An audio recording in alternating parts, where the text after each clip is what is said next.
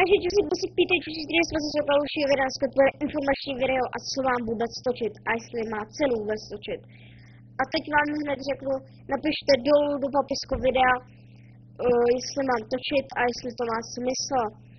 Kdyby jo, tak co mám točit? Dám vám anketu přes Traupol, myslím, že se to tak jmenuje, a budete mít na výběr, nevím, z 5 her, cca. A